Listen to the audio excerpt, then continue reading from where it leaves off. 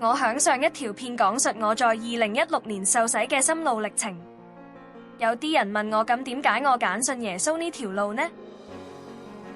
原因同大部分人一樣，職場失意，工作再冇熱誠，對前景有疑問。同好多人一樣，響絕望時我就會諗起耶穌。我深知呢種想法係唔啱，用政治嘅術語係思想不正確。正所謂有事鍾無艷，無事夏迎春。但係我只係一個普通人，希望我仲有得救啦。我打開本聖經，一本我買咗10幾年，一直在書架封塵嘅書。約翰福音第3章第16節，神愛世人，甚至將他的獨生子派遣到世上去拯救世人，使佢哋得到永生，即係水牛咯。響呢個咁功利嘅社會，仲有啲咁戇居、白痴嘅事嘅。完全明白，但我依然未信。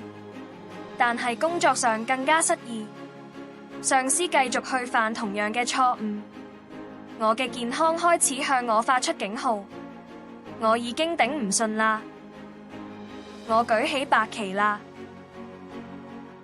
我遍尋有關勵志同領導能力嘅書，我 pass 咗幾張同我本行有關嘅證書，證明我又唔係蠢，夠晒資格去做好我嘅份內事啊！唔知點解係我仍然唔開心，我開始懷疑我可能有抑鬱症。我阿媽係個基督徒，我細妹係天主教徒，我就乜都唔係。以我香港人唔衰得嘅性格，我係一個勇士，我係唔會咁快去放棄嘅。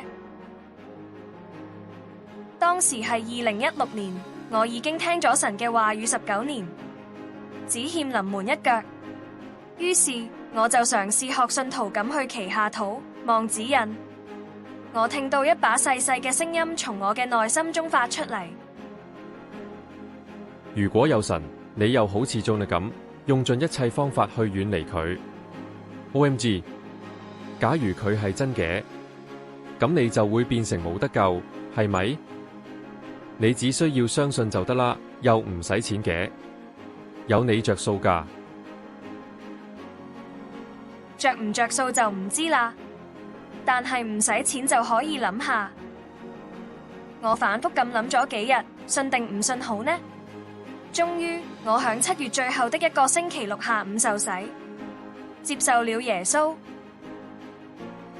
響我受洗後，我嘅心漸漸地開始感受到安寧。請留意我用漸漸呢2個字去形容我嘅轉變，因為我嘅進度係依據神嘅時間表，係急唔嚟㗎。如果你係想立即見到改善，你將會好失望。同時，亦可以睇得出你係未準備好信神啊。記住座右銘係慢慢嚟。